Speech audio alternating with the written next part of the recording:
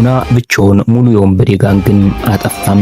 ሰላም የቻናሌ ቤተሰቦች፣ ታሪኩ የሚጀምረው በስልክ ጥሪ ነው። አንደኛው ወንበዴ አዎ ወንድሜ፣ ግማሽ መንገድ ላይ ለአንድ ዙር እንቆማለን፣ ትሮውሊው ሙሉ በሙሉ ተዘጋጅቷል፣ በሰዓቱ እየጠበቅኩ ነው እያለ ስልኩን ይዘጋል። በዚህ መሃል አንድ መኪና በከፍተኛ ፍጥነት ሲመጣ ሌላኛው መንገዱን ልቀቅ ባሊ፣ ፈቃድ ማን ነው የሰጠህ እያለ ይጮሃል። ወንበዴዎቹ እዚያ ያለችን አንዲት ወጣት ልጅ ሊጠልፏትና ንብረቷን ሊዘርፏት ሲሞክሩ ባሊ የተባለው ወንበዴ ይህንን ዕቃ ይዘን እንሮጣለን ይላል። ሌላኛው ግን እሷ እኮ ሴት ልጅ ናት እንጂ ዕቃ አይደለችም ባሊ በማለት ያስተዋል። የቡድኑ አለቃ ሙና የተባለውን ጀግና አስቁሞ ይህች ልጅ ቀድሞውኑ ከማሄንድራ ጋር ተነጋግራለች፣ እሷን መኪና ውስጥ አስገባትና አንተ ጥፋ ይለዋል። ነገር ግን ሙና ልጇን ለመጠበቅ ይወስናል። ሰዎቹ ዛሬ እኮ ብቻህን ነህ፣ ጠብ ለመጀመር እንዳታስብ ሲሉ ያስፈራሩታል። ሙና ግን በፈገግታ ሙና ጠብ አይጀምርም፣ ሙና ሰዎችን ይቀጠቅጣል እንጂ ይላል።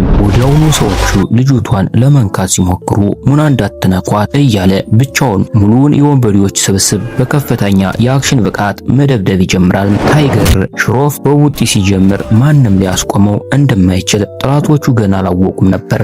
ትዕይንቱ ድንገት ወደ አንድ ትልቅ የቴሌቪዥን የዳንስ ውድድር ይቀየራል። የሞመንት ኬስሪ ዳንሲንግ ስታር ፊናሌ ደርሷል። ህንድ ዛሬ ውሳኔዋን ትሰጣለች፣ የመምረጫ መስመሮች ተከፍተዋል የሚል የደመቀ ድምፅ ይሰማል። በሌላ በኩል ግን በሙናና በሀብታሙ ጓደኛው ማሄንድራ መካከል ከፍተኛ ጠብ ይነሳል። ልጅቷ እባክህ ማሄንድራ፣ እባክህ ሙና ቁሙ እያለች ብትለምንም አልሰሙም። ማሄንድራ በቁጣ የጓደኝነት ድራማ አትስራብኝ፣ እኔ እኮ እጅን ማንሳት አውቅበታለሁ ይላል። ሙና ግን እኔ ምንም ስህተት አልሰራሁም ሲል ይመልሳል። ማሄንድራ በመጀመሪያ ቀን በጥይት መምታት ነበረብኝ ሲል ሲጮህ፣ ሙና ግን ውለታውን ያስታውሰዋል። ያኔ ታጋዮቹ በሰይፍ ሊገድሉህ ሲሉ ሕይወትን ማዳን አልነበረብኝም፣ አንተ እኮ እኔ እሷን እንደምወዳት ታውቃለህ። ማሄንድራ ግን ማን ወደዳት? ማንም ምንም ልዩነት የለውም፣ ዋናው ነገር እሷ ማንን ትወዳለች የሚለው ነው ይላል።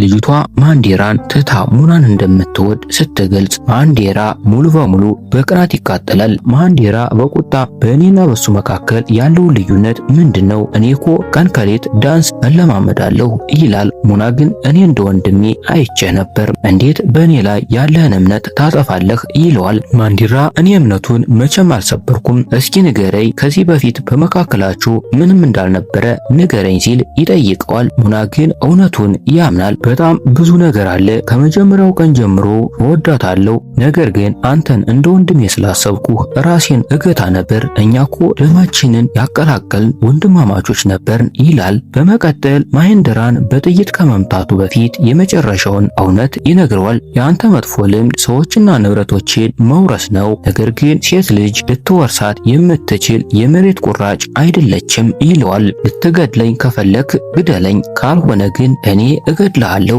በማለት ያስጠነቅቀዋል። ትዕይንቱ ወደ ኋላ በመመለስ የሙናን የልጅነት ታሪክ ያሳያል። አንዲት ቲና የተባለች የክለብ ስራ አስኪያጅ ማይክል ለተባለ አሮጌ ዳንሰኛ አይ ሎቭ ዩ ቤብ፣ ሂድና ክፍያን ተቀበል፣ ከነገ ጀምሮ ግን አትምጣ፣ አንተ አታስፈልገንም ትለዋለች። ማይክል ግን እየሳቀ ቲና ምን አይነት ቶፒ ነው የምታጠልቅልኝ ይላል። ቲና ግን ይህ ቶፒ እኮ ከዓመት በፊት ያረጀ ነው፣ አሁንም ሁሉም ሰው ወጣት ዳንሰኛ ነው የሚፈልገው ትለዋለች። ማይክል ግን እኔ እኮ አሁንም ምርጡ ነኝ፣ እነዚህ አዮች ምን ያውቃሉ? እኔ ዌስተርን ክላሲካልና በእርግጥ የጀምጀ ስልት አውቃለሁ ይላል። ቲና ግን ሂድ ማይክል፣ የሁሉም ነገር ኤክስፓየር ዴት ማብቂያ ቀን አለው፣ የሰው ልጅም ሆነ የወተት ካርቶን የአንተም ቀን ደርሷል፣ ውጣ ስትል በጭካኔ ታባረዋለች። ማይክል በሐዘን ዕቃውን ይዞ ሲወጣ ድንገት በቆሻሻ ማጠራቀሚያ ውስጥ የተጣለ አንድ ሕፃን ልጅ ሲያለቅስ ያገኘዋል። ማይክል ሕፃኑ ልጅ አንስቶ እባክህ ዝም በል፣ ምንድነው የሆነው? ስም ማን ነው ሲለው ሕፃኑ እያለቀሰ ሙና ይላል። ማይክል ሕፃኑን ሙናን ተቀብሎ በደስታ ያሳድገዋል። ዓመታት ያልፋሉ። ሙና አድጎ ልክ እንደ አባቱ እንደ ማይክል ምርጥ ዳንሰኛና ታዋቂ ይሆናል። አባቱ ማይክል ግን የዳንስን ዓለም አስቸጋሪነት ስላወቀ ልጅ ሆይ የሆነ ኮርፖሬት ቢሮ ስራ ፈልግ እና ይህንን ዳንስ ነገር አቁም ይለዋል። ሙና ግን የአባቱን ኮፍያ አድርጎ እንዴት ነኝ አባቴ? እኔ አሁን ሙና አይደለሁም ሙና ማይክል ነኝ ይላል። አባቱ ማይክል እኮ ሞቷል ሲል ሙና ግን በኩራት ማይክል መቼም አይሞትም፣ ማይክል ለዘላለም ይኖራል በማለት የአባቱንና የኤምጂን ክብር ጠብቆ እንደሚቀጥል በተግባር ያሳያል። በዚህ አስገራሚ ታሪክ ከተደሰታችሁ ይህን ቻናል ላይክ፣ ሰብስክራይብ እና የደወል ምልክቷን መጫን እንዳትረሱ። በሌላ ፊልም እስከምንገናኝ ደህና ይሁኑ።